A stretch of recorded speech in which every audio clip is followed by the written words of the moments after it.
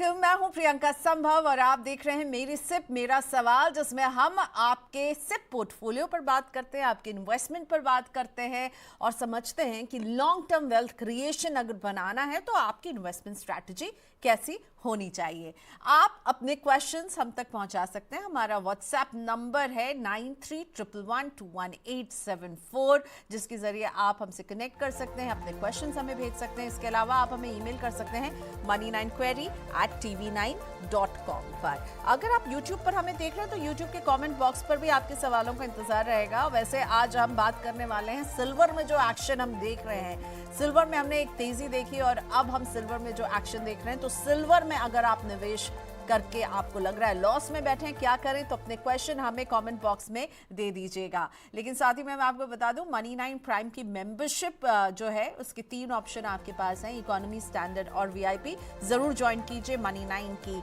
Membership और मनी9 family का हिस्सा बनिए। इकोनॉमी, स्टैंडर्ड और वीआईपी 3 ऑप्शन है आपके पास, और तीनों में हम आपके लिए क्या क्या ऑफरिंग लेकर आए वो मैं आप अपनी स्क्रीन पर देख सकते हैं। तो जरूर जुड़िए मनी9 प्राइम की मेंबरशिप के साथ। और आज जैसा कि मैंने कहा, हम सिल्वर की बात करने वाले हैं, क्योंकि सिल्वर की कीमतों में हमने क्या देखा, जितनी तेजी से ये ऊपर गई, इससे भी मुझे तो लग रहा है जैसे डबल स्पीड से नीचे आती हुई नजर आई है। केवल एक हफ्ते में इसमें जबरदस्त गिरावट। अगर मैं बात करूं 29 जनवरी की, तो एमसीएक्स पर सिल्वर का भाव 4,20,000 के रिकॉर्ड हाई पर पहुंच गया था। लेकिन उसके बाद क्या हुआ, बस 5 दिन के अंदर 2 फरवरी को जब हम ये प्लेट आपके लिए बना रहे थे, तब 2,27,000 पर ये भाव नजर आ रहा था। अभी भी इससे बहुत ज्यादा ऊपर तो नहीं है, लेकिन हाँ, अभी 2,35,000 के आसपास मुझे नजर आ रहा है एमसीएक्स पर। लेकिन देखिए डाउनफॉल, देखिए कहां, 4,20,000 पर था और उसके बाद अब 2,37,000 38,000 के आसपास चांदी का भाव पहुंचते हुए। जिन्होंने हाइज के आसपास इसको खरीदा या इसमें इन्वेस्टमेंट किया, वो 4 दिन में ही लॉस का मुंह ताकने लगे थे। और इसीलिए मैं आपको वो चार्ट्स दिखाना चाहूंगी जो सिल्वर ईटीएफ्स के डाउनफॉल को दिखा रहे हैं। वो लिस्ट ऑफ सिल्वर ईटीएफ जिसमें अभी हम देख रहे हैं ऑलमोस्ट 15 to 20% की गिरावट। सबसे ऊपर देखिए टाटा सिल्वर ईटीएफ जो है वो 18% से ज्यादा की गिरावट। निप्पॉन इंडिया के सिल्वर ईटीएफ में 12.9% की गिरावट। जीरोधा के सिल्वर ईटीएफ में भी दबाव है। सो ऑलमोस्ट मैं देख रही हूँ सभी में आप देखेंगे कि कुछ ना कुछ जो है लाल निशान में सारे ही ईटीएफ्स नजर आ रहे हैं।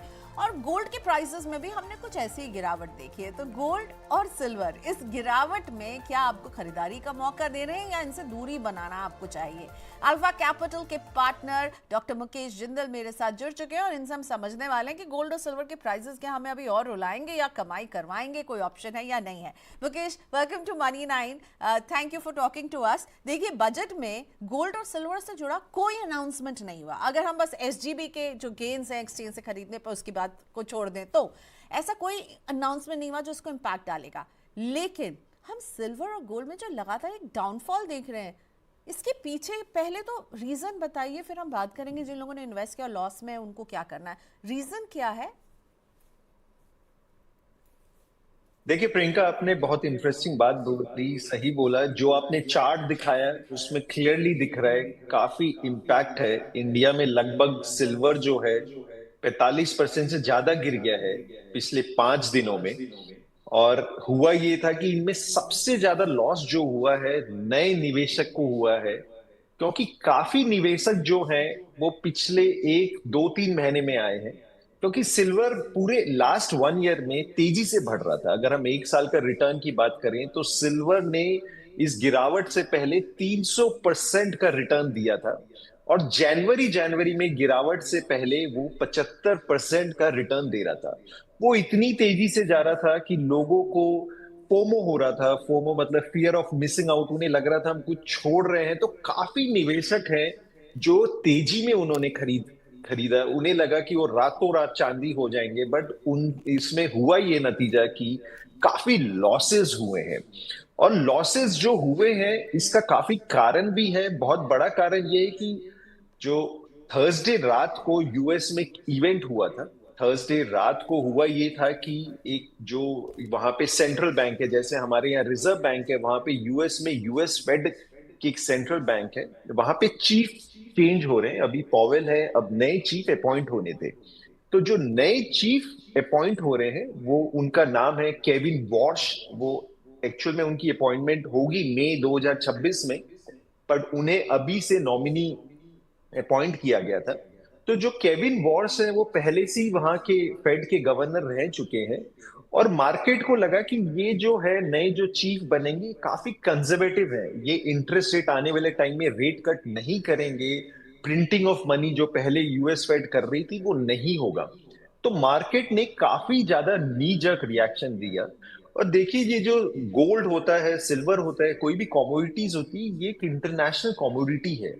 जो प्राइसेस यूएस में चल रहे हैं, जापान में चल रहे हैं, चाइना में चल रहे हैं, वही इंडिया में चल रहे होते हैं। तो कोई भी बड़ा इवेंट होता है तो उसकी वजह से सब जगह ये गिर जाता है। तो जो करेक्शन हुआ ये एक नीजक रिएक्शन था। कहना बड़ा मुश्किल है कि कितना लॉन्ग टर्म गिरेगा ये या बाउंस बैक करेगा, बट इसका मेजर कारण ये था। अब अगर मैं बात करूं कि निवेशक को अब क्या करना चाहिए, जिन्होंने लॉस देख लिए हैं या जो ऑलरेडी इन्वेस्टेड हैं काफी टाइम से, तो उनके लिए मैं दो तीन इंटरेस्टिंग डेटा पॉइंट बताना चाहूंगा। देखिए, एक तो सिल्वर में 45% करेक्शन के बावजूद भी अगर आप सिल्वर का एक महीने का रिटर्न देखेंगे तो फिलहाल भी 4% का सिल्वर में रिटर्न है। तो अभी ये जो करेक्शन हुआ है इसके बाद भी हम रिटर्न बना पा रहे हैं एक महीने में, क्योंकि सिल्वर जनवरी में काफी चढ़ा था। और एक साल का रिटर्न इस करेक्शन के बावजूद भी सिल्वर में 150% है। तो जो पुराने इन्वेस्टर्स आए हैं वो अभी भी काफी प्रॉफिट में बैठे हैं। जो लॉस हुआ है वो नए निवेशक को ज्यादा हुआ है। अब मैं निवेशक को यह भी बताना चाहूंगा सिल्वर पहले चढ़ क्यों रहा था, और इसमें जानना भी जरूरी है कि आने वाले टाइम में सिल्वर करेगा क्या। देखिए, सिल्वर चढ़ ये रहा था, उसके पीछे एक स्टोरी थी। स्टोरी जो बोली जा रही थी कि सिल्वर की अचानक से इंडस्ट्रियल डिमांड काफी बढ़ गई है। इंडस्ट्रियल डिमांड क्योंकि जो इलेक्ट्रिक कार होते हैं या सोलर पैनल्स होते हैं उसमें सिल्वर का बहुत बड़ा यूज होता है, क्योंकि सिल्वर एक good conductor of electricity and heat होता है, तो काफी यूसेज होता है। तो हमें लग रहा था कि सोलर पैनल में, इलेक्ट्रिक में, डेटा सेंटर जो एआई के लिए यूज होता है, सिल्वर का काफी यूसेज बढ़ गया था। और सप्लाई बहुत ज्यादा थी नहीं, क्योंकि नए माइंस को आने में टाइम लगता है। तो लोगों को लग रहा था कि शॉर्टेज बहुत बड़ी बनेगी, और अचानक से बहुत ज्यादा इन्वेस्टर्स आ गए। तो इन्वेस्टर्स की डिमांड आने से काफी ज्यादा शॉर्टफॉल लग रही थी, तो इसलिए सिल्वर तेजी से चढ़ रहा था। बट इसमें जानना यह भी प्रियंका जरूरी होता है कि सिल्वर जो है एक बहुत ही रिस्की एसेट क्लास है। ये सिल्वर की तीसरी साइकिल है हिस्टोरिकली। अगर हम देखें लास्ट 50 साल का, अगर हम देखें पीरियड, ये सिल्वर की तीसरी साइकिल है। इससे पहले जो साइकिल आई थी, जो बुल रन चला था, वो 76 से लेके 78 चला था, और सिल्वर जो है 79 में क्रैश हुआ था। जो 79 में प्रियंका क्रैश हुआ था उसमें सिल्वर 90% गिर गया था, और उसे लगभग 40 साल लगे थे उसी प्राइस पॉइंट पे आने के लिए। वैसे ही जो 2011 में हुआ था, 2011 में जो क्रैश हुआ था उस समय सिल्वर 65% गिर गया था, और 14 साल उसे लग गए थे रिकवर करने के लिए। तो इस बार भी जो क्रैश हुआ है ये अब कितना डीप जाएगा कहना बड़ा मुश्किल है। मुकेश, आप तो डरा रहे हैं। मतलब पहले क्रैश के बारे में आप देखा 40 साल लगे उसको रिकवर होने में। सेकंड क्रैश हुआ उसको 14 साल के वनवास के बाद चांदी लौटी फिर। अब अगर हम यहाँ से क्या और लोअर लेवल्स देख सकते हैं? क्योंकि बहुत सारे क्वेश्चन आ रहे हैं मुकेश। आपने बिल्कुल सही वो एक आपने ट्रेंड आइडेंटिफाई किया इन्वेस्टर्स का ना, जैसे हम भले कहें फोमो यानी फियर ऑफ मिसिंग आउट। तो जल्दी सबको लगा भाई चांदी में इतना पैसा बन रहा है, जल्दी से खरीद लो, जल्दी से खरीद लो। और वो टाइमिंग जो है ना कहीं, और वो जो शॉर्ट टर्म गेन्स के लिए जो घुसे ना वो हाथ जलाकर बैठ गए हैं। और आप बता रहे हैं कि अगर ये नीचे गिरेगी तो रिकवरी में इतना लंबा समय लगेगा। सो काफ़ी स्कैरी सिचुएशन है। तो अब ये सिल्वर में स्ट्रैटेजी क्या होनी चाहिए? सिल्वर ईटीएफ्स में हम तो सभी को अभी लाल निशान में ही देख रहे हैं। देखिए प्रियंका, ये स्ट्रैटेजी बनाना मेरे ख्याल से बहुत इसमें टफ डिसीजन है, क्योंकि किसी को नहीं पता आने वाले टाइम में क्या होगा। फिर भी मैं राइट। इन्वेस्टर्स को थोड़ी प्रॉब्लम सिंप्लीफाई करना चाहूंगा कि वो क्या कर सकते हैं। एक तो क्या है, इससे आप स्पेक्यूलेटिंग की नजर से ना देखें, गैम्बलिंग इसमें ना करें। ये मत सोचें कि आप डालोगे चढ़ जाएगा, मैं प्रॉफिट बुक कर लूंगा या रातों रात पैसा बना लूंगा। एक तो ये दिमाग से आप माइंडसेट निकाल लीजिए। ये इन्वेस्टमेंट का जो बिजनेस है ये गैम्बलिंग के लिए नहीं है, ये आपकी हार्ड एंड मनी है। कोई भी पैसा आप डालें वह ये सोच के डालें कि मेरे को इसमें लॉस नहीं करना। तो पहली तो कंडीशन ये है। तो जो भी इन्वेस्टर सिल्वर में कर रहे हैं या गोल्ड में कर रहे हैं, आपका टाइम होराइजन 5 से 10 साल होना चाहिए। अगर वो आपका टाइम होराइजन नहीं है तो मेरा रिक्वेस्ट है आप अभी भी निकल जाइए। आप सोच रहे हो कि 1 महीना 2 महीने का 1 साल का पैसा है, देन इट्स वेरी रिस्की। तो ऐसा रिस्क लेने का फायदा नहीं है। दूसरा देखिए, अगर अब मैं बोलूं आगे इन्वेस्टर को क्या करना है, सिल्वर का रिटर्न अभी भी 1 साल का 150% है। ऐसा नहीं है कि सिल्वर सस्ता है, सिल्वर जो है काफी चढ़ा हुआ है। अभी ये जो रेंज है ये स्पेकुलेटिव रेंज है, हो सकता है ये ऊपर चले जाए, हो सकता है नीचे भी जा सकता है। इन्वेस्टर्स को मेरा सजेशन होगा फ्रेश सिल्वर में ना डालें। हो सकता है आप रैली मिस कर दो अगर बाउंस बैक करता है, बट जैसे मैंने बोला हिस्टोरिकली सिल्वर गिरता बहुत ज्यादा है। देखिए गोल्ड अलग चीज है, गोल्ड एक सेफ हेवन एसेट है। गोल्ड को सेंट्रल बैंक्स बाय करते हैं, ज्वेलरी में लोग यूज करते हैं, जल्दी से बेचते नहीं है। गोल्ड बहुत ज्यादा गिरता नहीं है, बट सिल्वर एक इंडस्ट्रियल कमोडिटी है। जब सिल्वर गिरता है तो उसमें फ्लक्चुएशन काफी ज्यादा आती है और काफी लंबा टाइम लगता है। तो सिल्वर में फ्रेश डालने के लिए मैं रिकमेंड नहीं करूंगा। अगर आप इन्वेस्टेड हैं और आपको लगता है कि आप अच्छे खासे प्रॉफिट में बैठे हैं, मैं ये बुक करूं नहीं करूं, तो आप थोड़ा सा प्रॉफिट बुक करना चाहें, अपनी कैपिटल निकालना चाहें, तो ये लेवल भी अच्छा है। क्योंकि 1 साल पहले जो इन्वेस्टर आया है वो अभी भी 150% के प्रॉफिट पे बैठा है। तो आप थोड़ा सा कैपिटल निकालना चाहें, इट इज एब्सोल्युटली फाइन, क्योंकि मुझे पता नहीं आने वाले टाइम में क्या होगा। बट अगर आप नए निवेशक हैं और अगर आपको लॉस है, तो शायद आप लॉस में नहीं बेचना चाहेंगे। तो एक तो मेरा रिक्वेस्ट होगा कि 5 से 10 साल के लिए इसे होल्ड करें और अगर बाउंस बैक करती है तो आप रिकवर कर लें। एक लास्ट प्रियंका सबसे इंपॉर्टेंट बात है कि आपका एसेट एलोकेशन क्या है, आपका आपने कितना परसेंट डाला हुआ है। अगर 5 से 10% तक डाला हुआ है तो कोई प्रॉब्लम नहीं है। अगर आपने उससे ज्यादा डाला हुआ है तो मैं आपको रिक्वेस्ट करूंगा आप एलोकेशन कट कर लीजिए। क्योंकि सिल्वर गोल्ड पोर्टफोलियो में 10% से ज्यादा काफी रिस्की हो जाता है, क्योंकि इसके रिटर्न्स ना लंपी आते हैं। ये स्टॉक मार्केट जैसा नहीं है कि 1 2 साल मार्केट गिरी और फिर बाउंस बैक कर जाती है। सिल्वर गोल्ड हो सकता है 10 20 साल रिटर्न ना दे, और जब वो रिटर्न देते हैं अचानक से देते हैं। तो पीरियड को कैच करना भी मुश्किल हो, मतलब जरूरी होता है। अगर आपने मिस कर दिया तो आपको लंबा वेट करना पड़ सकता है। तो ज्यादा एलोकेशन ना करें, 5 से 10% तक का एलोकेशन सही है। ओके और लंबे वेट पर I still can't get over जो मुकेश जी ने अभी थोड़ी देर पहले कहा है कि जब पिछला क्रैश हुआ था तो 40 इयर्स के बाद वापस आए थे सिल्वर की प्राइसेस, और दूसरा क्रैश हुआ था तो 14 इयर्स के बाद आए थे। सो सिनेरियो वाइज आपने समझा दिया है कि क्या करना है। नया इन्वेस्टमेंट नहीं करना है, प्रॉफिट हो रहा है तो पार्शियल बुक कर लीजिए, लॉस हो रहा है लॉस बुक नहीं करना चाहते तो बने रहिए, पर लॉन्ग टर्म का नजरिया होना चाहिए। Now one very important thing Mukesh, मैं ये आपसे पूछना चाहूंगी कि अगर कोई अभी इन्वेस्टमेंट करना चाहता है लॉन्ग टर्म के लिए, क्योंकि आपने कहा कि नया पैसा मत डालिए, पर अगर मैं एक लॉन्ग टर्म इन्वेस्टर हूं तो क्या मुझे अभी इन्वेस्ट करना चाहिए क्योंकि अभी चांदी गिरी हुई है, और मुझे कितना व्यू लेकर चलना चाहिए, और कौन से फॉर्म में सिल्वर में इन्वेस्ट करना चाहिए? मैं ईटीएफ लूं या फिर हमारे पास तो फंड ऑफ फंड का भी जरिया जहां पर हम लमसम इन्वेस्टमेंट भी कर सकते हैं, सिप भी कर सकते हैं, और फिर फिजिकल सिल्वर का भी ऑप्शन है। तो लॉन्ग टर्म के लिए मैं अभी करूं या अभी लॉन्ग टर्म के लिए भी कहेंगे कि अभी थोड़ा रुक जाओ, थोड़ा बहुत हीटेड अप है मामला? देखिए सिल्वर हीटेड अप है, और मैंने जैसे कि कहा स्पेकुलेटिव जोन में है। इस करेक्शन के बाद भी सिल्वर का 1 साल का रिटर्न 150% है। सिल्वर का जैसे मैंने कहा प्रियंका, कहना बहुत मुश्किल होता है कहाँ जाएगा, क्योंकि एक इंडस्ट्रियल कमोडिटी है। गिरता है तो 90% भी गिर जाता है। अगर कोई कमोडिटी में करना चाह रहे हैं तो मेरी रिकमेंडेशन होगी आप गोल्ड में करिए। गोल्ड रिलेटिवली सेफ है और सेंट्रल बैंक्स बाय करते हैं। लोग उसको जब भी कोई जियो पॉलिटिकल टेंशन होती तो गोल्ड खरीदते हैं, और गोल्ड बहुत ज्यादा गिरता भी नहीं है। और क्योंकि डी डॉलरेशन चल रहा है, कंट्रीज का कॉन्फिडेंस जो है डॉलर पे नहीं है, और जब तक ट्रम्प है तो मेरे को लगता है जियो पॉलिटिकल टेंशन बना रहेगा। गोल्ड मेरे को बेटर लगता है। हो सकता है अगर तेजी आई तो आप सिल्वर जितना रिटर्न ना बनाएंगे, बट अगर गिरेगा तो आपको रिलेटिवली जो डाउन साइड आएगी वो कम आएगी। तो मेरे को लगता है कि गोल्ड बेटर है।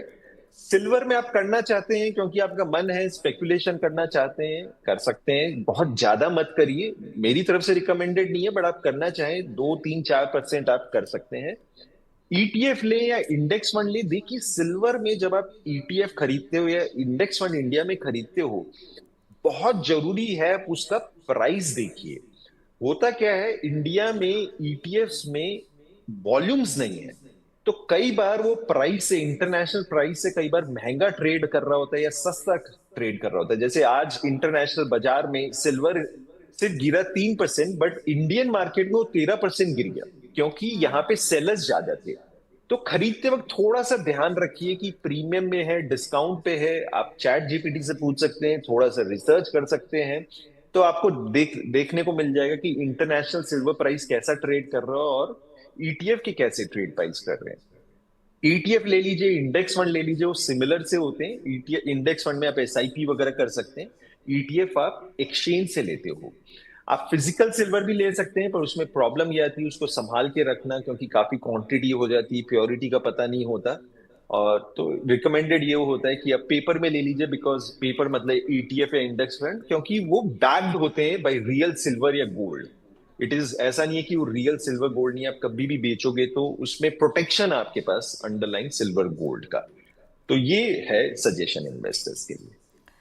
Okay fine. सो सिल्वर और गोल्ड के अब हम क्वेश्चंस लेने के लिए बिल्कुल तैयार हैं। आप हमें लाइव क्वेश्चन भेज सकते हैं। वैसे रश्मि रंजन मिश्रा ने हमें ये भेजा है कि मैंने सिल्वर खरीदा भी और बेचा भी। आई होप रश्मि जी आपने प्रॉफिट ही बुक किया हो अगर बेचा है तो। और मुझे लग रहा है कि आपने जिस अंदाज में लिखा है, मुझे लग रहा है कि आपने प्रॉफिट बुक किया है, तो आई होप वही हुआ हो आपके साथ। और सर भी यही कह रहे हैं कि भाई अगर प्रॉफिट में बैठे हैं तो बिल्कुल प्रॉफिट बुक करने का ये सही समय हो सकता है। अब अगला सवाल, अगर प्रॉफिट बुक करें इस पैसे को कहाँ डालें? आप क्या कहेंगे मुकेश जी? अगर कोई प्रॉफिट बुक कर रहा है सिल्वर में तो उस पैसे को उसको कहाँ डालना चाहिए? वैसे मुझे हिंट तो मिला है कि आपको गोल्ड पसंद है, आप कह रहे हैं गोल्ड एक अच्छा ऑप्शन हो सकता है। गोल्ड में डाल दें या फिर आप कहेंगे इक्विटी म्यूचुअल फंड में डालें? देखिए, मेरे को रश्मि जी का पूरा पोर्टफोलियो नहीं पता, उनका एसेट एलोकेशन नहीं पता कि उनका इंडियन इक्विटी में कितना है, गोल्ड में कितना है, सिल्वर में कितना है। तो जब तक वो उसके पूरी इंफॉर्मेशन के बिना नहीं, मैं रिकमेंड करना रश्मि बड़ा जी के लिए मुश्किल नहीं, हो मैं जाएगा। ओवरऑल पूछ रही हूँ। उन्होंने तो सिर्फ लिखा मैंने ओवरऑल खरीदा भी और बेच भी दिया, पर मैं ओवरऑल आपने जो कहा ना कि प्रॉफिट बुक कीजिए, तो अगर कोई प्रॉफिट बुक करता है उस पैसे को और उस पैसे की अभी जरूरत नहीं है, तो उस पैसे को वो गोल्ड में शिफ्ट कर दे, इक्विटी में शिफ्ट कर दे, इक्विटी म्यूचुअल फंड में शिफ्ट कर दे, आप क्या एडवाइस करेंगे? देखिए, इस समय इंडियन इक्विटी भी बहुत बढ़िया है, क्योंकि 18 महीने से इंडियन स्टॉक मार्केट ने रिटर्न नहीं दिया है। एफआईज बेच ही रहे राइट। थे, क्योंकि पहले काफी महंगा हो गया था। अब वैल्यूएशन काफी अच्छी हो गई है, और 2 साल से अर्निंग्स भी नहीं आ रही थी। अब जो अर्निंग्स के प्रोजेक्शन आ रहे हैं वो अच्छे आ रहे हैं, बजट भी अच्छा आ रहा है। तो मेरे को लगता है आने वाले टाइम में इंडियन इक्विटी से अच्छा रिटर्न आना चाहिए। और मेरे को लगता है ये भी है कि इन्वेस्टर्स को स्टॉक मार्केट में पैसा तब डालना चाहिए जब मार्केट डाउन होती है। पैसा तभी बनता है प्रियंका, जब आप कोई चीज सस्ती खरीदते हो। आप भी मार्केट में कुछ खरीदने जाते हो, फ्रूट्स वेजिटेबल बाय करने जाते हो, क्वांटिटी या वैल्यू तभी हमें मिलती है जब प्राइसेस कोई चीज सस्ती होती है। तो मेरे को लगता है इंडियन स्टॉक मार्केट बहुत बढ़िया वैल्यूएशन पे है, बहुत बुलिश है हम। तो आप चाहो तो वो भी ले सकते हो। गोल्ड भी इस समय अच्छा लग रहा है, ऑफकोर्स गोल्ड भी चढ़ा हुआ है, बट इस समय गोल्ड को आप रिटर्न के हिसाब से ना देखें। मैं इन्वेस्टर्स को बोलना चाहूंगा, पोर्टफोलियो हेजिंग के हिसाब से देखें। और पोर्टफोलियो में आप 10% तक गोल्ड बिल्ड कर सकते हैं। और गोल्ड का लेने का कारण ये, क्योंकि जियो पॉलिटिकल टेंशन बहुत चल रहा है। देखिए, कभी रात को ट्रम्प वेनेजुएला की बात करता है लेने की, कभी ग्रीनलैंड लेने की बात करता है, कभी कनाडा को धमकी दे रहा होता है, कभी किसको धमकी दे रहा होता है, कभी ईरान पे अटैक कर रहा होता है। तो जब तक ट्रम्प है 2028 तक, तब तक ये वोलेटिलिटी लगी रहेगी। तो गोल्ड आप ले सकते हैं, बट इंडियन इक्विटी मेरे को बहुत अच्छा लग रहा है इस समय। ओके ऑलराइट, अब हम पोर्टफोलियोज का रुख करते हैं। और पोर्टफोलियो में सबसे पहले मैं एक क्वेश्चन लेना चाहूँगी पंकज कुमार जी का। और पंकज जी का क्वेश्चन इसलिए ले रही हूँ कि Pankaj ji was the first one जिन्होंने आज हमें क्वेश्चन भेजा है, हमारे फर्स्ट व्यूअर आज के हैं। एज है पंकज की 35 और इनका पोर्टफोलियो कुछ इस तरह से है।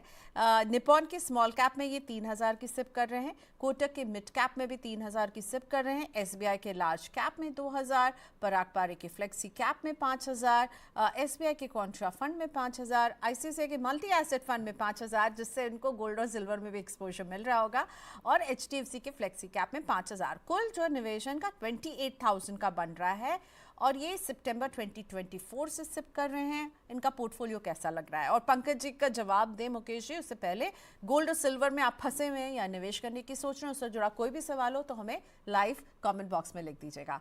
Mukesh, over to you. Pankaj ji का पोर्टफोलियो आपके सामने है। 28,000 की सिप जो स्कीम्स इन्होंने पिक की है, वो आपको कैसी लग रही है?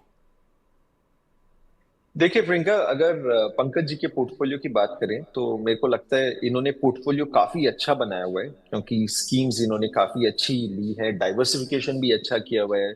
Large cap, mid cap, small cap, flexi cap और मल्टी एसेट फंड के थ्रू गोल्ड और सिल्वर में ये अच्छा एलोकेशन बना रहे हैं। और सारे फंड्स ही अच्छे बेहतरीन हैं, चाहे हम निपॉन स्मॉल कैप की बात कर रहे हैं या कोटक मिड कैप की बात कर रहे हैं, SBI लार्ज कैप फंड या SBI कॉन्ट्रा फंड की हम अगर बात कर रहे हैं, HDFC फ्लेक्सी कैप, पारंपरिक फ्लेक्सी कैप की हम बात करें, तो मेरे को लगता है कि पोर्टफोलियो में बहुत ज्यादा कुछ चेंजेस की जरूरत नहीं है। नंबर ऑफ स्कीम्स आप रिड्यूस कर सकते हो। एंड जैसे SBI के दो फंड है, SBI large cap and SBI Contra fund, दोनों ही अच्छे फंड है। एंड मेरे को लगता है आने वाले टाइम में शायद कॉन्ट्रा अच्छा करे, क्योंकि लार्ज कैप जो है बियर मार्केट में अच्छा करता है, जो भी अभी चला लास्ट जो 1.5 साल का पीरियड था जब मार्केट काफी गिर रही थी, तो लार्ज कैप ने काफी प्रोटेक्शन दिया इन्वेस्टर्स को। मेरे को लगता है आने वाले टाइम में कुछ कॉन्ट्रा फंड शायद अच्छा करे। तो अगर ये स्कीम्स रिड्यूस करना चाहते हैं, जो कि रिकमेंडेड है, तो SBI लार्ज कैप को स्टॉप कर दें, और नहीं भी करेंगे तो चलेगा, ऐसी कोई बात नहीं है। तो मेरे को लगता है कि पंकज जी का पोर्टफोलियो बहुत अच्छा है। एंड मिड, इनको स्मॉल कैप में थोड़े लॉसेस दिख रहे होंगे, बट यही टाइम में मैं उनको पंकज जी को बोलना चाहूंगा, जब कोई चीज डाउन होती है स्पेशली स्मॉल कैप, तो बहुत अच्छा टाइम होता है इन्वेस्ट करने के लिए। तो आप सिट करते रहिए इन्हीं फंड्स में और रिटर्न आएगा। ओके, एक क्वेश्चन जो मुझे यूट्यूब सॉरी व्हाट्सएप पर लाइव आया, उनका नाम मैं नहीं जान पा रही क्योंकि उनकी कंपनी का नाम लिखा हुआ है सिसिका प्रोडक्ट्स, और वो टाटा सिल्वर ETF पर क्वेश्चन पूछ रहे हैं। सो इन्होंने जो है टाटा सिल्वर ETF को 33 के भाव पे खरीदा है, और मैं आपको ग्रो के चार्ट में देखकर अभी बताती हूँ अभी जो मार्केट प्राइस है, यानी इनको पर शेयर जो है वो, और पर ETF जो है ऑलमोस्ट 10 रुपीज़ का नुकसान हो रहा है। सो 4500 बिग क्वांटिटी, तो नुकसान तो अच्छा ही हो रहा है, काफ़ी इनके बाइंग प्राइस से तो नीचे आ गया है। तो इनको अभी टाटा सिल्वर ETF में क्या करने की सलाह देंगे आप मुकेश? देखिए प्रियंका, ये सब जो कॉल्स होते हैं बहुत ही डिफिकल्ट कॉल होते हैं। एंड सबसे इंपॉर्टेंट बात है, दो इंफॉर्मेशन जो मेरे को इनसे नहीं पता, कि ये पैसा कितने साल के लिए, 5 साल के लिए, 10 साल के लिए, 1 महीने के लिए, 1 साल के लिए, कितने साल के लिए, जानना बहुत जरूरी है। दूसरा, इनके पास यही एक फंड है जिसमें इन्होंने सारा डाल दिया, या और भी इन्वेस्टमेंट्स, और इसमें बहुत परसेंटेज कम है। अगर देखिए 10% तक है तो कोई चिंता की बात नहीं है, क्योंकि बहुत ज्यादा एलोकेशन नहीं होता, आप होल्ड कर सकते हैं। होपफुली शायद बाउंस बैक कर जाएगा। एंड इंटरनेशनल बाजार में भी आज जब सुबह सिल्वर खुला था तो 13% डाउन था, क्लोज हो रहा है तो 3% पे होगा, काफी रिकवरी ऑलरेडी हो रही है। तो हो सकता है रिकवर हो जाए। अगर आपका एलोकेशन छोटा है, इसमें 10% तक है, तो आप इसे कंटिन्यू करिए, और इसके लिए टाइम होराइजन थोड़ा बढ़ा दीजिए। अगर 1 साल के लिए था तो मेरी रिकमेंडेशन होगा 5-10 साल के लिए आप होल्ड करिए। बट अगर इन्वेस्टर ने सारा ही पैसा इसमें डाला हुआ है या ज्यादा एलोकेशन किया हो, तो मेरा इनको सजेशन होगा इसमें आप एक्सपोजर कट करिए, धीरे धीरे कट करिए, क्योंकि हो सकता है ये और नीचे चले जाए, तो आप सिचुएशन ऐसी नहीं चाहेंगे कि आपको लॉस हो जाए। तो इनको रिस्क मैनेजमेंट पे फोकस करना ज्यादा जरूरी होगा। तो और अगर आपका पैसा शॉर्ट टर्म के लिए है, फिर भी मैं इनको रिकमेंड करूंगा कट करें। तो आइडियल सिचुएशन प्रियंका ये होगी कि पैसा बहुत ज्यादा इन्होंने नहीं डाला हुआ है, और लॉन्ग टर्म के लिए तो आप होल्ड करिए, कोई फर्क नहीं पड़ता। सिल्वर गोल्ड लॉन्ग टर्म में पोर्टफोलियो डाइवर्सिफिकेशन के लिए अच्छा रहता है। जिस आप देखिए प्रियंका, मैं इन्वेस्टर को यही बोलना चाहता हूँ, इन्वेस्टर को सोचना ये चाहिए कि जब आपने इसमें पैसा डाला था, क्या सोच के डाला था। कुछ सोच के डाला होगा कि भाई ये पैसा मेरे को डाइवर्सिफिकेशन की लॉन्ग टर्म के लिए डाल रहे हैं, सिल्वर एक अच्छी कॉमोडिटी है, इंडस्ट्रियल यूज है, तो उसको रिविजिट करिए। अगर वो अभी भी आपको लगता है वो सही है, तो उसे आप कंटिन्यू करिए, तो मेरे को लगता है रिकवर हो जाएगा। और शॉर्ट टर्म के लिए तो आप फिर इसमें कट करिए एक्सपोजर। ओके, चलिए अगला पोर्टफोलियो उपकार का लेकर आते हैं। उपकार सिंह का पोर्टफोलियो है। इनकी एज है 30 और इनका पोर्टफोलियो अब लेकर आते हैं। गोल है 2 करोड़ का, जो ये पहुंचना चाहते हैं 20 साल में। करंट पोर्टफोलियो वैल्यू जो है 1,30,000 है और इनकी सिप हमारे सामने आते हुए 12,000 रुपए की सिप कर रहे हैं। एसबीआई के कॉन्ट्रा फंड में 2,000, मोतीलाल ओसवाल के मिड कैप फंड में भी 2,000, सभी में 2,000 है। निपॉन के निफ्टी 500 मोमेंटम फंड में भी 2,000, बंधन स्मॉल कैप, जियो, ब्लैक रॉक, अगेन स्कीम का नाम नहीं लिखा है, और कोटक का मल्टी कैप, इन सब में फ्लेक्सी कैप, ओके जियो ब्लैक रॉक का फ्लेक्सी कैप है, इन सब में 2,000 की ये सिप कर रहे हैं। इसके अलावा इन्होंने अपने यूलिप प्लान्स बताए हमें। HDFC क्लिक टू वेल्थ, जिसमें ये हर महीने 1,884 रुपये डाल रहे हैं। 10 साल का ये इसका पूरा पेइंग टर्म है, फिर 25 साल के बाद ये मैच्योर होगी, 6 साल पुरानी है। एक्सिस मैक्स लाइफ के यूलिप में भी 5,000 डाल रहे हैं, ये भी 10 साल इनका पेइंग टर्म है। ओके, तो ये पोर्टफोलियो कैसा है? 2 यूलिप हैं, 20 साल तक निवेश करेंगे, 2 करोड़ के गोल पर पहुंचना उपकार को। अभी इनकी उम्र है 30। मुकेश जी, क्या आप ठीक है? Can you give an answer? तो अगर प्रियंका उपकार जी के हम पोर्टफोलियो की बात करते हैं तो इन्होंने अपना गोल क्लियरली बताया कि इन्हें 2 करोड़ रुपए चाहिए 20 साल में। तो मैंने थोड़े से नंबर क्रंचिंग करके देखा, तो इसमें देखा सबसे पहले अगर हम म्यूचुअल फंड पोर्टफोलियो की बात करें, इनके पास लमसम पोर्टफोलियो लगभग 1,30,000 का, और इनकी SIP 12,000 की चल रही है। अगर मैं मान के चलूं कि इस पोर्टफोलियो से हम 14% का रिटर्न निकाल लेंगे, जो कि कंजर्वेटिव रिटर्न है, बहुत एग्रेसिव नहीं लिया मैंने, और 20 साल का टाइम होराइजन है, तो ये पोर्टफोलियो 20 साल बाद लगभग 1,60,00,000 का बन जाता है। इसके अलावा इनके पास यूलिप है, एक HDFC का है ULIP, unit linked insurance plan, और एक एक्सिस का है जहां पे मंथली लगभग 7,000 रुपये कर रहे हैं। तो मैंने देखा कि यूलिप में अगर इन्हें 10% का भी रिटर्न मिल जाता है, और अगर ये लॉन्ग टर्म तक 20 साल तक करते रहे, तो वहां पे इनका कॉर्पस लगभग 45 लाख का बन जाता है। तो 1,60,00,000 म्यूचुअल फंड में, 45 लाख यूलिप में, तो लगभग 2,05,00,000 का इनका पोर्टफोलियो बन जाता है। तो इससे पता ये चल रहा है कि इनका गोल जो है 2 करोड़ का, वो पूरा हो जाएगा। तो एक तो ये है जो इनको फाइनेंशियल प्लानिंग मेरे को लगता है इनकी ट्रैक पे है। एक इंपॉर्टेंट बात ये है कि प्रियंका, इन्होंने यूलिप उठा रखा है। यूलिप का मैं बहुत बड़ा फैन नहीं रहता हूं, क्योंकि यूलिप में होता ये कि जनरली खर्चे ज्यादा होते हैं, allocation charges and policy management charges, उसमें मोर्टेलिटी चार्जेस होते हैं। दो आजकल चार्जेस काफी कम हो गए, बट चार्जेस कम रहते हैं, रिलेटिवली ज्यादा रहते हैं, और 5 साल का थोड़ा लॉक इन रहता है, क्योंकि उससे पहले सरेंडर चार्जेस काफी ज्यादा रहते हैं। तो रिकमेंडेशन ये होती है कि यूलिप आप इन्वेस्टमेंट के लिए ना करें, इंश्योरेंस को रिस्क मैनेजमेंट के लिए करें। बट इनके केस में यूलिप का थोड़ा फायदा ये हो सकता है कि जो यूलिप से इनको मेच्योरिटी प्रोसीड इस मिलेगी वो बजट में टैक्स फ्री मिलेगी। एंड टैक्स फ्री इसलिए मिलेगी क्योंकि एक जो टैक्स रूल ये कहता है कि साल की अगर आपकी यूलिप की प्रीमियम 2.5 लाख तक है, और अगर आपका जो प्रीमियम है वो 10% ऑफ सम एश्योर्ड से कम है, तो जो आपकी मेच्योरिटी प्रोसीड्स है वो टैक्स फ्री मिलेगी। तो मेरे को लगता है कि टैक्स एडवांटेज इनको मिलेगा। तो यूलिप आप कंटिन्यू कर सकते हैं, बट यूलिप में एक ही चीज ध्यान रखना होता है कि यूलिप में आप एसेट एलोकेशन डिसाइड कर सकते हैं, कितना आपको इक्विटी में डालना है, कितना डेट में डालना है, कितना आपको ऑल्टरनेट में डालना है। क्योंकि इनका टाइम होराइजन 20 साल है, तो मेरी इनको रिकमेंडेशन ये होगी कि आप उसको सारा एलोकेशन इक्विटी में करिए। इक्विटी में 100% एलोकेशन कर दीजिए, और स्पेशली अभी तो बहुत अच्छी बात है क्योंकि मार्केट भी डाउन है, ताकि आपका रिटर्न यूलिप से ज्यादा आ सके। तो यूलिप में ये चेंजेस हैं। अब अगर इनके फंड के मैं आऊं, फंड का मेरे को फंड के स्ट्रक्चर्स काफी अच्छा लग रहे हैं। फंड इन्होंने अच्छे ले रखे हैं, जैसे SBI contra, Motilal mid cap, Nippon का 500 momentum, Bandhan small cap, Jio flexi cap, Kotak multi cap. मेरे को नहीं लगता इसमें कुछ चेंज करने की जरूरत है। इनके पास लार्ज, मिड, स्मॉल काफी ज्यादा अच्छा एलोकेशन है, तो फंड्स में कोई प्रॉब्लम नहीं है। तो ये कंटिन्यू करें, और मेरे को लगता है इनका गोल बड़े अच्छे से पूरा हो जाएगा। ऑलराइट, बेस्ट ऑफ लक उपकार, आगे बढ़ते जाइए। कुछ फंड में मैसिव कोई भी बदलाव करने की ज़रूरत नहीं है। यूलिप को एक बार रीलुक कर लीजिएगा। कई लोगों को वो बहुत ही कंफर्ट इन्वेस्टमेंट लगता है, पर थोड़ा सा रिटर्न का कैलकुलेशन ज़रा एक बैक कैलकुलेशन ज़रूर कर लीजिएगा, बिकॉज मुकेश जी की तरह मैं भी यूलिप की कोई बहुत बड़ी फ़ैन नहीं हूँ।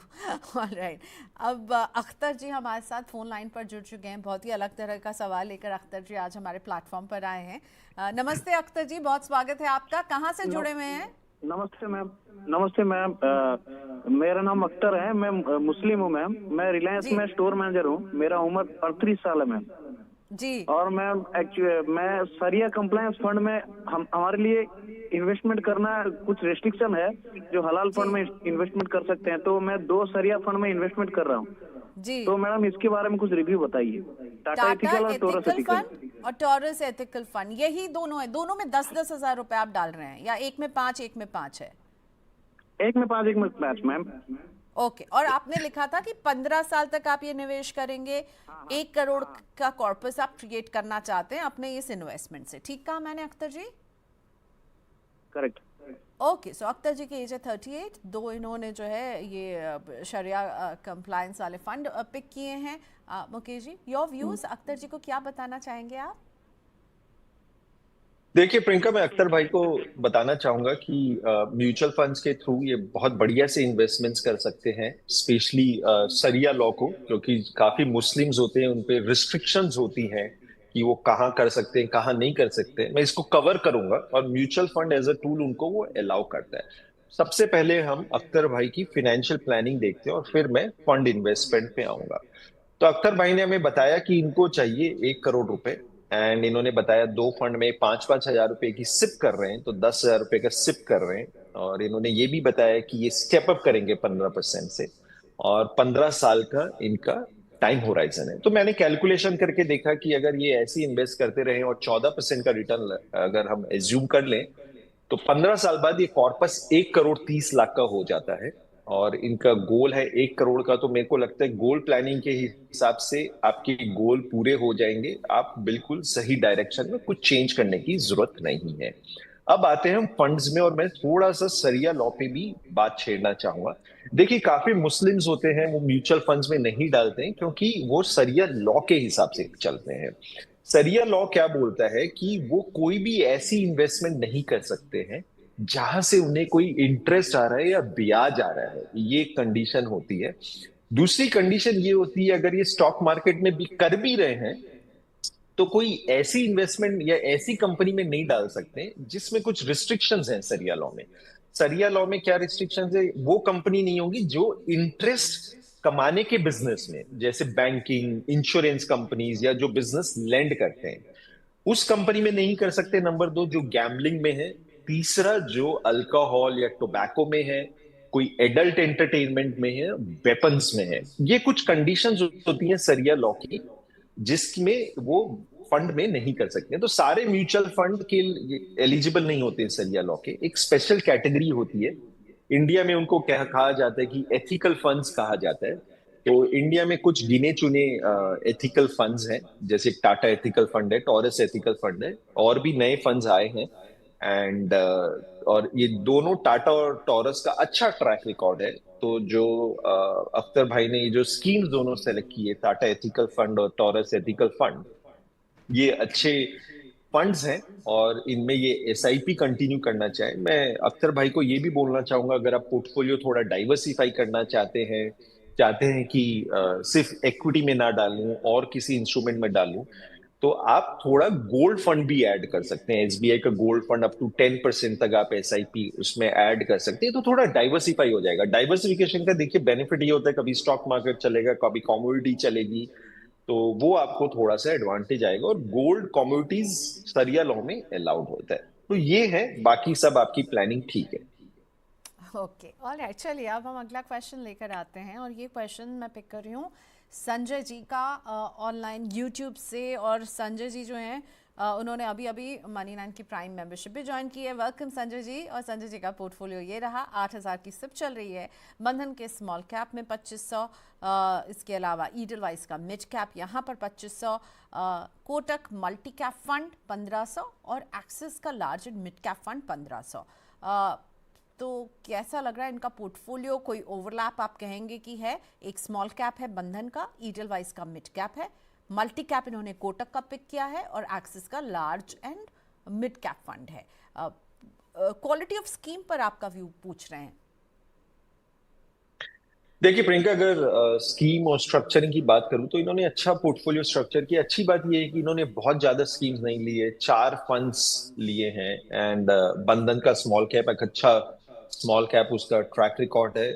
मेरे को लगता है वो आप कंटिन्यू कर सकते हैं, उसमें कोई प्रॉब्लम नहीं है। एडलवाइज का मिड कैप भी अच्छा कर रहा है, वो भी बेहतरीन फंड है। कोटक मल्टी कैप काफी कंसिस्टेंट फंड है, उससे आप कंटिन्यू करिए। एक्सिस के लार्ज एंड मिड कैप फिलहाल बाउंस बैक कर रहे हैं। एक्सिस के फंड्स काफी अंडर परफॉर्म कर रहे थे। इसकी जगह अगर मेरे को चेंज करना हो तो मैं रिकमेंड करूंगा, एक आप इंडेक्स फंड कर सकते हैं। एंड आप जो इंडेक्स फंड कर सकते हैं, HDFC BSE 500 इंडेक्स फंड कर सकते हैं। क्योंकि मेरे को लगता है कि आने वाले टाइम में लार्ज कैप में अल्फा निकालना बहुत मुश्किल होगा, तो एक लो कॉस्ट इंडेक्स फंड आप ऐड कर लीजिए जो कंसिस्टेंट रहेगा। क्योंकि आपके पास फिर कॉम्बिनेशन हो जाएगा, अभी चारों एक्टिव फंड्स है। तो फिर मेरे को लगता है मिड एंड स्मॉल के लिए एक्टिव फंड्स काफी जरूरी होते हैं, क्योंकि वो डाउनसाइड प्रोटेक्ट करते हैं। बट लार्ज कैप के लिए आप एक इंडेक्स पैसिव फंड ले सकते हैं। तो फंड सही है, बस Axis large and mid cap की जगह आप HDFC BSE 500 कर लीजिए। BSE 500 फंड जो होता है वो टॉप इंडिया की 500 कंपनीज में इंडेक्स के हिसाब से इन्वेस्ट करता है। उसमें 70% लार्ज कैप, 20% मिड कैप और 10% स्मॉल कैप है। तो अगर आप ये पोर्टफोलियो बना लें, थोड़ा सा चेंज कर लें, तो मेरे को लगता है थोड़ा बेटर स्टेबिलिटी आ जाएगी पोर्टफोलियो में। मुकेश जी, आपने HDFC BSE इंडेक्स 500 फंड की बात की। इनफैक्ट हमारे एक व्यूअर हैं जिन्होंने 6 महीने पहले आपकी एडवाइस लेकर के उसी में निवेश किया था, गोपिका नंदन चट्टोपाध्याय जी, और उन्होंने लिखा है कि मैंने आप ही के एडवाइस पर उसमें निवेश किया है। अभी क्या सलाह है, क्या मुझे इसे कंटिन्यू ही करना चाहिए? मुकेश जी, देखिए, मैं गोपिका जी को बोलना चाहूंगा, अगर आपको एक ही फंड पूरा इन्वेस्ट करना हो इंडिया में और आपको बहुत ज्यादा फंड नहीं चाहिए, तो ये एक सिंगल फंड वो है। HDFC BSE 500 इंडेक्स फंड एक ऐसा फंड है, अगर आपके पास ये फंड है और अगर इस फंड को आप 50 साल बाद या 100 साल भी बाद देखेंगे, तो आप इसमें डिसअपॉइंट नहीं होंगे। डिसअपॉइंट इसलिए नहीं होंगे क्योंकि इसमें इंडिया की 500 कंपनीज कवर हो जाती हैं। टॉप 100 कंपनीज जो लार्ज कैप है, फिर 101 से 250 मिड कैप भी आ जाती है और स्मॉल कैप भी आ जाती है। और अच्छी चीज इंडेक्स फंड में क्या होती है, अच्छी कंपनीज का वेट अपने आप बढ़ता रहता है, और जो घटिया कंपनी होती है उनका वेट कम होता रहता है, वो इंडेक्स से बाहर जाती रहती है। यूएस में जैसे एक S&P 500 इंडेक्स फंड है, बहुत फेमस है। वॉरेन बफेट कहते हैं कि जो नॉर्मल इन्वेस्टर होता है वो 90% पैसा अपने S&P 500 में डाल दे और 10% बैंक में रख ले, ट्रेजरी FD में कर ले, तो उनको कुछ और करने की जरूरत ही नहीं है। तो मेरे को लगता है इंडिया में ये HDFC BSE 500 इंडेक्स फंड एक ऐसा फंड है जो कि सब इसमें कवर हो जाता है। लो कॉस्ट फंड है, और आपको अगर आप पैसिव इन्वेस्टर हो, दिमाग लगाना ही नहीं चाहते हो, तो ये एक आपके लिए फंड है। Okay fine. चलिए अब SK रियाजुल जी का क्वेश्चन लेते हैं, और ये भी सिल्वर ETF की ही बात पूछ रहे हैं। सो इन्होंने आदित्य बिरला सिल्वर ETF में सिप किया हुआ है और पूछ रहे हैं क्या ये ठीक है और इसमें ही बने रहना चाहिए या नहीं। आदित्य बिरला के सिल्वर ETF में निवेश है SK रियाजुल जी का। देखिए, अगर ये सिल्वर ETF के क्वेश्चन है, जैसे मैंने बोला, ये आसान सवाल नहीं है। सिप चल रही है, मेरे को इनका बाकी पोर्टफोलियो नहीं पता है, इनके पास इक्विटी है कि नहीं है, गोल्ड सिल्वर है कि नहीं है। अगर इनके पास एज्यूम करूं कि बहुत बड़ा पोर्टफोलियो इक्विटी भी है पर और सिल्वर साथ में, और सिर्फ सिल्वर चल रहा है, तो मेरी रिकमेंडेशन होगी सिल्वर में आप सिप ना करें। और क्योंकि अब सिल्वर स्पेकुलेटिव लेवल पे गया हुआ है। अगर आपको स्पेकुलेशन करना है कि ये और चढ़ेगा तो आप कर सकते हो, पर मैं रिकमेंड नहीं करूंगा। क्योंकि मेरे से आप पूछोगे क्या मैं अपना पर्सनल पैसा सिल्वर इस लेवल पे डालूं, शायद मैं नहीं डालूंगा, क्योंकि मैं रिस्क ये वाला नहीं ले सकता। क्योंकि सिल्वर अभी भी एक साल में 160% ऊपर है। तो अगर ये आपका स्पेकुलेटिव वाला पैसा नहीं है, लॉन्ग टर्म पैसा है, तो आप गोल्ड करिए। एंड SBI का गोल्ड फंड कर लीजिए, जो मेरे को लगता है लॉन्ग टर्म बेटर रहेगा। आप कोई और फंड करना चाह रहे हैं, जो चाह रहे हैं जिसमें गोल्ड भी हो सिल्वर भी हो, तो आप मोतीलाल का गोल्ड एंड सिल्वर फंड देख सकते हैं, जिसमें 70% गोल्ड है और 30% सिल्वर है।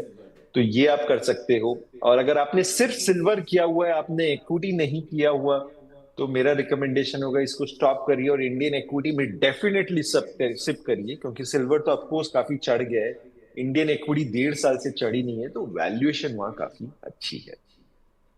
ओके, अगला क्वेश्चन मोहन का मैं ले रही हूँ और मोहन जी ने हमसे पूछा है कि वो निवेश करते हैं आईसीआईसीआई के नैस्डैक 100 इंडेक्स फंड में 4000 की SIP, ICICI Nifty 50 index fund में 3000, एचडीएफसी के फ्लेक्सी कैप में 5000, एचडीएफसी के मिड कैप में 4000, निपॉन के स्मॉल कैप में 4000, कोटक के मल्टी कैप में कोटक के मल्टी कैप में 2000 की सिप चल रही है, राइट। ग्रो के मल्टी कैप में भी 3000 की सिप, क्वांट के स्मॉल कैप में इन्होंने अभी सिप रोक दी है, मेरे एसेट के लार्ज एंड मिड कैप में भी सिप रोकी हुई है। ओके, सो दो स्कीम्स, क्वांट स्मॉल कैप, मेरे asset large and mid cap, जहां सिप इन्होंने रोक दी है। क्या ये सही फंड्स हैं? 10 साल का नजरिया है या पोर्टफोलियो में कुछ बदलना चाहेंगे?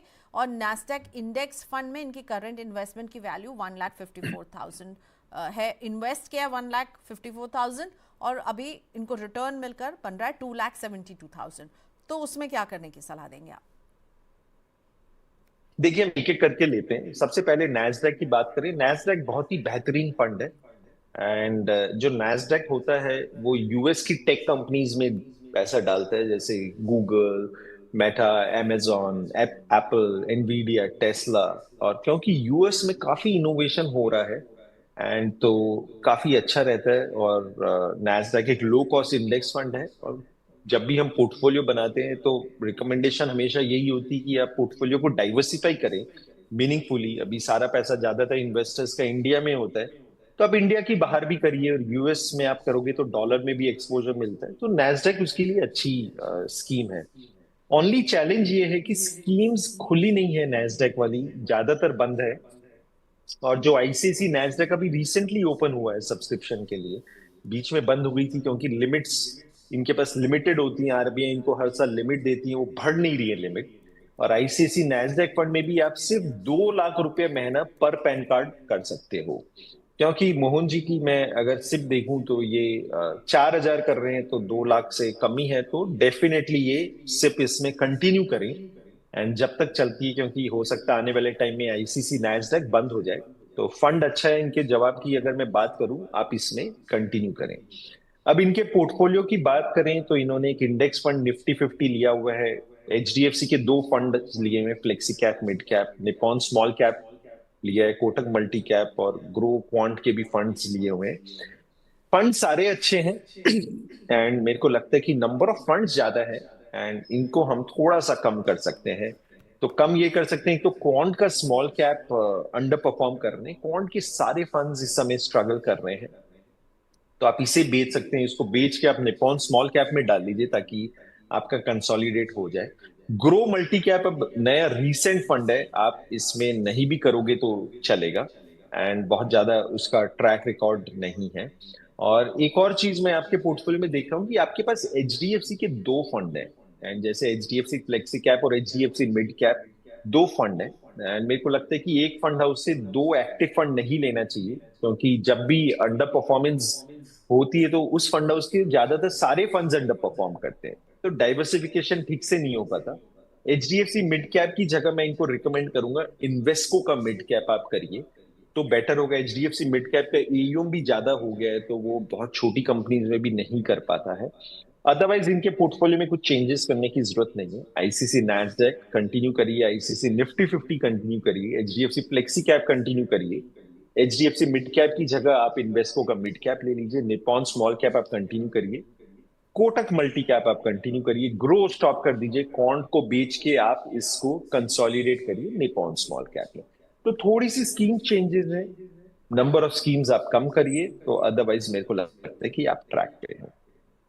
ओके, अगला क्वेश्चन मैं लूंगी विशाल का, और ये पूछ रहे हैं सिल्वर बीज ईटीएफ के बारे में।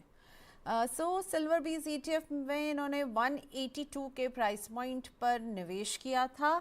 1000 की सिप नवंबर से स्टार्ट की थी और 300 के रेट पर सेल कर दिया था। ये मंथली सिप क्या इनको कंटिन्यू अभी करना चाहिए? क्या कहेंगे आप?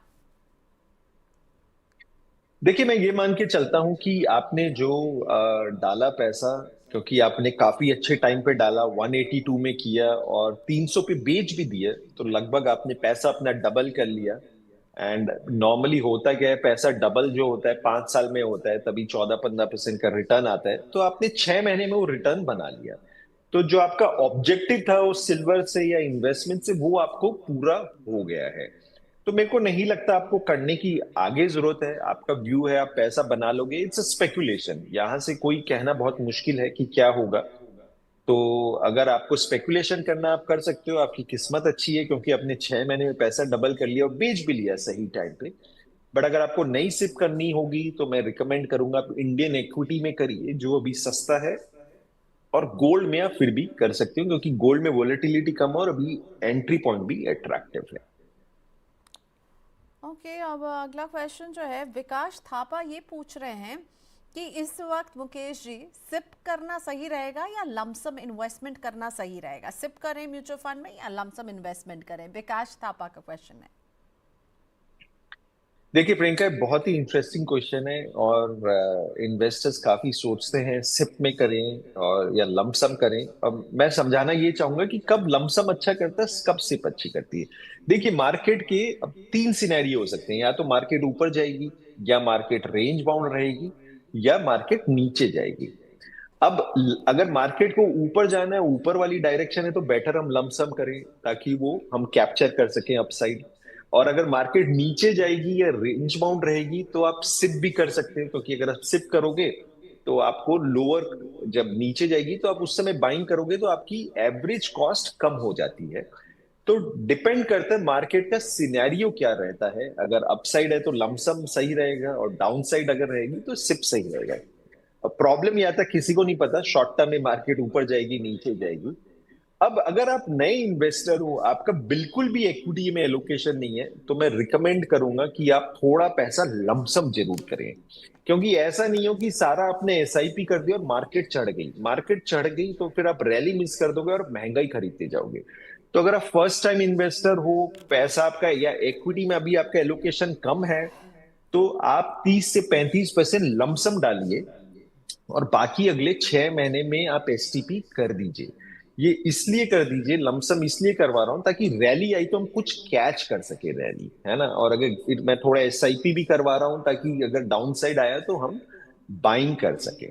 बट अगर आपका इक्विटी में एलोकेशन ऑलरेडी काफी अच्छा खासा है ना, तो आप, क्योंकि अगर आप पुराने इन्वेस्टर हो तो फिर आप सिप कर सकते हैं, 6 महीना 1 साल के थ्रू बिल्ड कर सकते हैं। इंडियन मार्केट अट्रैक्टिव वैल्यूएशन पे मेरे को लगता है फेयर वैल्यूएशन के आसपास है। पर ऐसा भी नहीं कि सस्ता है, गिरा हुआ है। पी मल्टीपल जब भी ऊंचे हैं, महंगे, तो मतलब थोड़े आप ये मान के चलिए लॉन्ग टर्म वैल्यूएशन पे है। तो डिपेंड करता है आप कैसे हो, नए इन्वेस्टर हो या एग्जिस्टिंग हो। नए हो, बिल्कुल भी पैसा इक्विटी में नहीं है, तो थोड़ा लमसम डेफिनेटली करिए। एग्जिस्टिंग हो, आप ऑलरेडी काफी आपका इक्विटी में डला हुआ है, तो आप 6 महीने में एसटीपी कर सकते हैं। ओके, सो उन्होंने कुछ एडेड इन्फॉर्मेशन दिया। मैं नया इन्वेस्टर नहीं हूँ, पुराना इन्वेस्टर हूँ और मेरा सिर्फ मेरे पास 7 लाख है। तब तक मार्केट से निकलूंगा नहीं। ओके विकास जी, आप मुझे पूरा क्वेश्चन मेल कर दीजिएगा, ठीक है? हम उसको फिर अच्छे से प्रॉपरली लेंगे, ठीक है? अगला क्वेश्चन अंकुश वाघ का लेकर आते हैं। सो अंकुश जी का पोर्टफोलियो हमारे पास है। पराग पारिक के फ्लेक्सी कैप में 4000 की सिप कर रहे हैं। टाटा के स्मॉल कैप में भी 4000 की सिप चल रही है। मोतीलाल ओसवाल के मिड कैप में 4000, ईडलाइज के मिड कैप में भी 4000 की सिप कर रहे हैं। क्या सारे फंड्स ठीक हैं या आप किसी से एग्जिट करने के लिए कहेंगे? 16000 की इनऑल सिप है, हर में 4-4000 की सिप अंकुश कर रहे हैं। देखिए प्रियंका, अगर अंकुश भाई का हम पोर्टफोलियो देखें तो फंड्स इन्होंने अच्छे ले रखे हैं। Parag Parikh flexi cap, Tata small cap, Motilal mid cap, Edelweiss mid cap. एक इंटरेस्टिंग बात यह कि इन्होंने 2 मिड कैप लिया हुआ है 4 में से, और एक स्मॉल कैप लिया हुआ है। थोड़ा एग्रेसिव पोर्टफोलियो है और मेरे को लगता है कि 2 मिड कैप फंड ज्यादा है। 2 की जरूरत नहीं है, आपका 1 से काम हो जाएगा। और मोतीलाल मिड कैप एक टाइम पहले काफी अच्छा कर रहा था, थोड़े से उनके 2-3 महीने में काफी कॉल्स गलत हो गए, तो थोड़े से उसमें कंजर्वेटिव हो गए। एंड एडलवाइज मिड कैप सही कर रहे हैं। तो बिटवीन मोतीलाल एंड एडलवाइज मैं रिकमेंड करूंगा आप मोतीलाल में सिप बंद कर दीजिए और एडलवाइज मिड कैप में आप कंटिन्यू करिए। और मोतीलाल मिड कैप की जगह निपॉन का मल्टी कैप फंड कर लीजिए, जिसमें लार्ज मिड सब आ जाते हैं। ये थोड़ा सा चेंज है, तो मेरे को लगता है आपका पोर्टफोलियो थोड़ा स्टेबल हो जाएगा। जो ओवरलैप है, क्योंकि मिड कैप फंड है तो मेरे को अभी फिलहाल आपका ओवरलैप है, तो मैं ओवरलैप कम करना चाह रहा हूँ। और पारंपरिक फ्लेक्सी कैप एक अच्छा फंड है, लार्ज कैप हैवी है, थोड़ा इंटरनेशनल एक्सपोजर भी देता है। टाटा स्मॉल कैप फंड भी ठीक है। तो चारों फंड आप कंटिन्यू करिए, बस उसमें एक मोतीलाल मिड कैप की जगह निपॉन मल्टी कैप कर लीजिए। तो ये थोड़ा सा चेंज है, अदरवाइज मेरे को नहीं लगता कुछ चेंज की जरूरत है। ओके सो एक बहुत ही इंटरेस्टिंग सवाल मैं एसजीएस एक्सप्लोरर का ले रही हूँ, और ये सिडनी से हमें देख रहे हैं और कह रहे हैं अभी वहाँ रात के 10:15 बज रहे हैं और वो हमारा शो देख रहे हैं, और उन्होंने अपना पोर्टफोलियो भी शेयर किया है, और इस पोर्टफोलियो में ये टाटा स्मॉल कैप को लेके थोड़ा उसके बुरे रिटर्न से नाखुश हैं। सो एसजीएस एक्सप्लोरर जी, हमें आपका नाम नहीं पता है, पर thank you so much for watching us from such a long distance, और इसलिए मुझे लगा आपका पोर्टफोलियो ले लेते हैं। टाइमिंग मैच तो शायद नहीं हो हमारी कभी। तो इनके पास ये 40,000 की सिप कर रहे हैं, 8,000 की सिप हर स्कीम में कर रहे हैं। इन्वेस्को का फ्लेक्सी कैप फंड है, कोटक का मिड कैप फंड है, टाटा का स्मॉल कैप, निपॉन का multi cap, HDFC Nifty 100 equal weight index fund, सभी डायरेक्ट प्लान्स हैं और 15 साल तक ये निवेश करेंगे। टाटा स्मॉल कैप के जो खराब रिटर्न पिछले 1 साल से रहे हैं, तो उनको क्या अभी किसी और स्मॉल कैप में इस पैसे को स्विच कर देना चाहिए जो ये सिप कर रहे हैं? क्या सजेस्ट करेंगे आप? और 15 इयर्स का अगर नजरिया है तो ये पोर्टफोलियो आपको कैसा दिख रहा है? और एक मतलब सिर्फ टाटा स्मॉल कैप को लेकर जो परेशान है उसका क्या जवाब होगा? देखिए, अगर मैं इनकी बात करूं, सिडनी से पोर्टफोलियो देख रहे हैं एंड अच्छी बात है, वहां रात हो रही है फिर भी ये शो देख रहे हैं, अपने पोर्टफोलियो को लेके काफी कॉन्शियस है एंड होना भी चाहिए। और इन्होंने अपने पोर्टफोलियो में प्रॉब्लम भी आइडेंटिफाई कर ली है कि कौन सा फंड अंडर परफॉर्म कर रहा है, क्योंकि बाकी जो इनके पास फंड है वो सारे अच्छे फंड्स हैं, मेरे को नहीं लगता उसमें कोई प्रॉब्लम है। Problem Tata small cap fund में, and Tata small cap fund में हुआ ये है कि पहली बात तो small cap as a index काफी गिरा हुआ है। लार्ज कैप मिड कैप इस समय वो सब पॉजिटिव में 9-10% रिटर्न दे रहे हैं, बट जो स्मॉल कैप का इंडेक्स है वो अभी भी नेगेटिव चल रहा है। और उसमें भी जो टाटा स्मॉल कैप है वो अंडर परफॉर्मेंस दे रहा है, एंड वो इंडेक्स को लास्ट 1 ईयर में लगभग 6-7% से अंडर परफॉर्म कर रहा है। तो प्रॉब्लम आइडेंटिफाइड है। एंड जनरली होता ये है कि फंड जब अंडर परफॉर्म करता है, भी बेयर मार्केट में अंडर परफॉर्मेंस कर रहे हैं, मेरी इन्वेस्टर से रिकमेंडेशन ये होती है कि हम फंड मैनेजर को थोड़ा टाइम दें, क्योंकि कई बार क्या होता है कि वो सेक्टर ऐसे स्टॉक्स में डाल रहा था अभी नहीं चले, शायद वो रैली जब आएगी तब चल लेगी। तो आप थोड़ा सा, मेरा फर्स्ट कट रिकमेंडेशन यही होगा कि आप इसको रैली को आने का वेट करिए, और अगर जब रैली आती है तब भी अगर ये अंडर परफॉर्म करे तो आप इसे बेच दीजिए, क्योंकि पास में भी हमने कई बार देखा है कि फंड कई बार ज्यादा गिर जाते हैं, बट जब रैली आती है तो वो सारा लॉस रिकवर कर लेते हैं, क्योंकि वो थीम जो उन्होंने उठाई हुई होती है वो कई बार पिटती भी ज्यादा और चढ़ती भी ज्यादा है।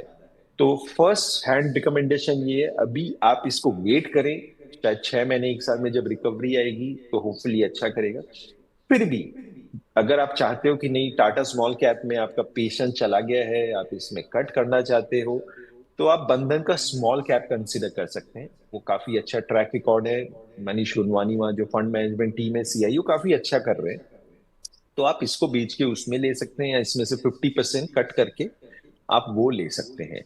बाकी जो आपके पास पोर्टफोलियो है, निपॉन मल्टी कैप का टाटा 100 इक्वल वेट, मतलब जो इंडेक्स फंड है 100 इक्वल वेट, वो सही है, मेरे को नहीं लगता उसमें कुछ चेंज करने की जरूरत है। इन्वेस्को का भी काफी अच्छी है, सारे फंड चल रहे हैं। तो टाटा स्मॉल कैप ही फंड की प्रॉब्लम है। फर्स्ट रिकमेंडेशन, आप इसको कंटिन्यू करिए, वेट करिए, अगर रिकवरी नहीं आती, मतलब हो सकता है रिकवरी आ जाए, और बाई चांस रिकवरी नहीं आती है, अगर आप अभी भी चेंज करना चाह रहे हैं तो आप बंधन स्मॉल कैप को कंसिडर करिए।